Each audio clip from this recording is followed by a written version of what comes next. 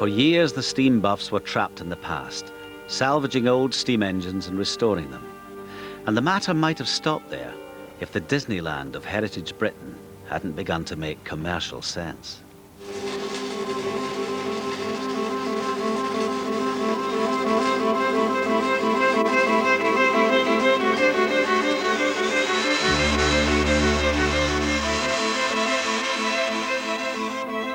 This is more than just a club for people who like to get their hands dirty. For these men often work to higher tolerances than the old British Rail handbook requires. The surprise is that jobs men hated to do for a living, they'll happily do for a hobby. In normal life, I'm a lawyer. This is my hobby. I relax at weekend by building railways. I've been working for this railway for over 15 years now, and we've been working on this site here for nearly 10 years. I remember it from the first day on site, when the site was covered in trees and grass, and you could hardly tell there'd ever been a railway here before. All there was a few derelict buildings. Everything that's here, we brought in. We've been through about 25,000 tonnes of material over that time. The signal box, incidentally, isn't original. That is brought in as well, came in 2 pieces on the low loader.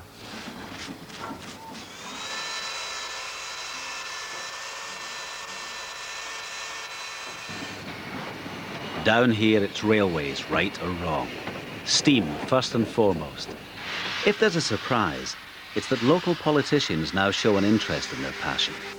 A passion that they know from friends and family normally marks them off as eccentric or even daft. I'm in no way a steam buff. I'm a local community politician. When Pete Rail came along and suggested the idea of reopening the railway along this valley, most people were pretty cynical. I think they've been largely won over. It's a funny alliance of local politicians, railway buffs, and in a funny way it's like it's a Back to the Future dream to reopen the steam railway through this valley.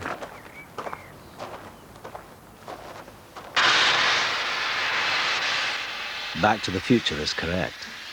I'm 16 years of age and I've been involved with Pete Rail since I was 13, and thus I never had the chance to appreciate the nostalgia of steam on British railways. Of course, some of my older colleagues on the railway are here because they can remember that and they want to recreate that. But I think there must be something magical about steam because we're attracting a younger generation to the railway, and without it, I don't think there would be preserved railways at all.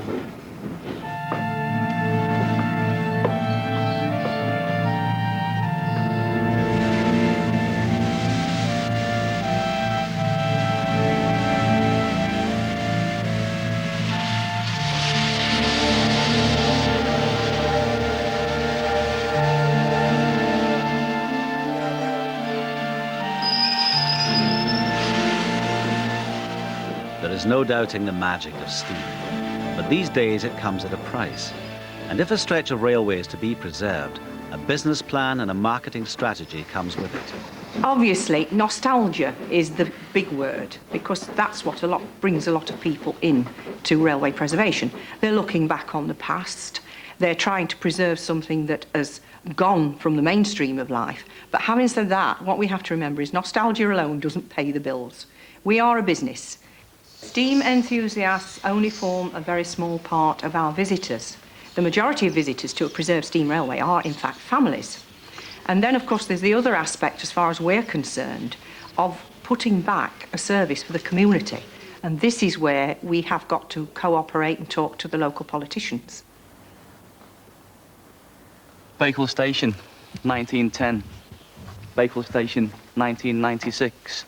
As the environmental officer for Derbyshire Dales District Council, it's my responsibility to look at sustainable ways of getting people around, sustainable development. We've got the track in place, the buildings are here, all we need is the trains. The most surprising people give reasons why we should preserve steam railways.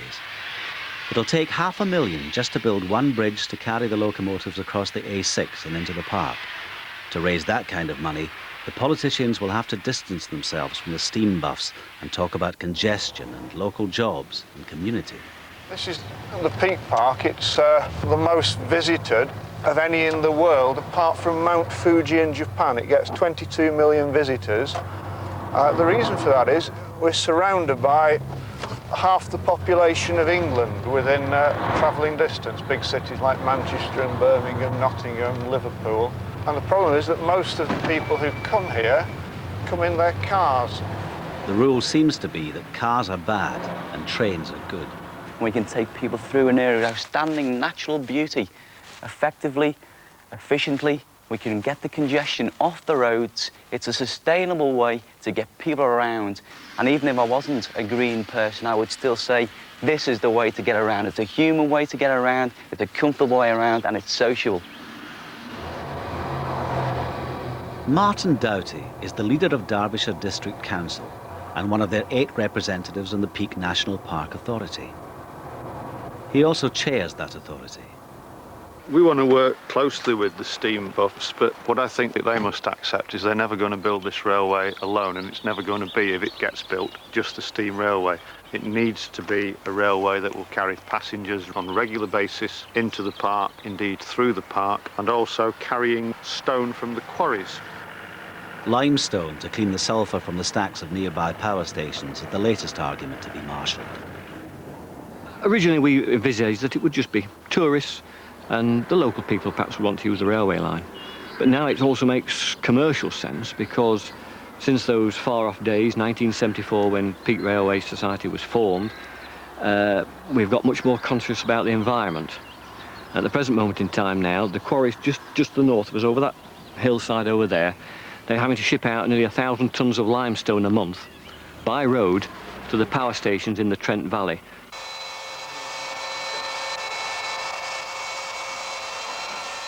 The steam buffs are secretly happy for politicians to promote new arguments for a modest return to steam in the present day.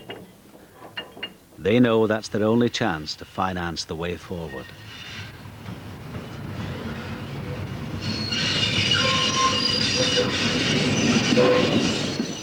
And to all the polished new arguments, the steam buffs add their own special ingredient, the one that sustained them down all the long years, their simple, clearly focused passion for steam engines. I like the Black 5 because they're a workhorse. They're economic locomotive, they loop well, they pull well, they ride well. In fact, they're a good general purpose locomotive. I can show you loads. You look at it from a driver's point of view now, right? Everything is easy to reach. All the oiling points are dead easy. Your lubricators, for your axle boxes and cylinders, dead easy to reach. Sandboxes, they're a bit difficult maybe, but the general layout of the locomotive is fantastic. You know, it's got a tipper boiler, which is best for steam. It's a good rider, it's got good driving wheels and good brakes. From this driver's point of view, the Black 5 is truly special, an engine without blemish. I'm definitely biased to Midland Regional locomotives. Great Western are all right, but too complicated. It's his enduring love affair. Even the big special guest locos don't seriously tempt him. The guest ones, I got like the Duchess. Again, designed by Sir William Stanier. I like the Duke, that's okay, but, you know, I do like the Duchess. These big fancy locomotives, they're all right, but they use a hell of a lot of coal. No, that's gospel truth. They're too big for a line like this. It's like giving Lester Piggott Desert Organ saying walk around that lawn. It is, and, you know, they're a good crowd puller. I'll give you that. But as a general purpose, you can't beat a loco like this. This, the best. The best.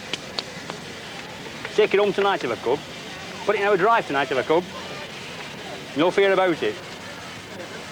They're the finest. Look at the line, look at the look of it, look at the line of it. Perfect. Perfect. Nothing sticking out, he's poking around here, there and everywhere. I'm sorry, I get wound up about locomotives.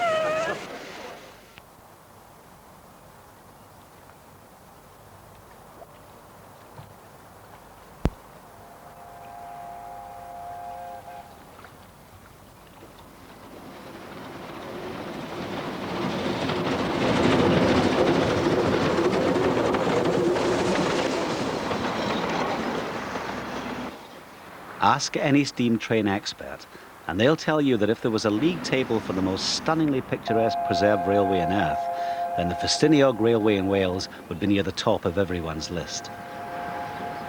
Maybe it's the 2/3 build scale, the same Toy Town proportions they used in Disneyland.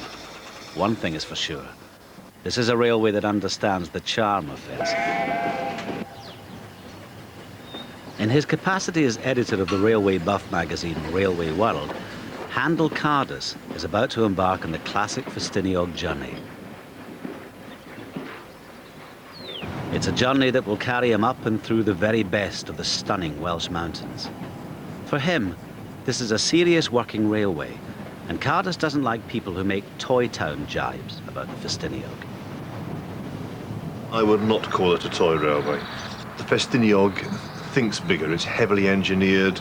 It was built with a real purpose, and one of its main purposes was the transport of slate. It was doing a real job, and in its day it was more profitable than the London North Western Railway, which was the biggest company in the world. When viewed in the light of the spring sunshine, it seems an almost unbelievable claim. But this railway didn't make fortunes or find success down here among the sheep and the hill farms. The money that made the Ffestiniog lay higher up the mountain, right at the top, where the great slate mines used the railway to ferry cut slate to the port and then shipped it on to roof half of continental Europe.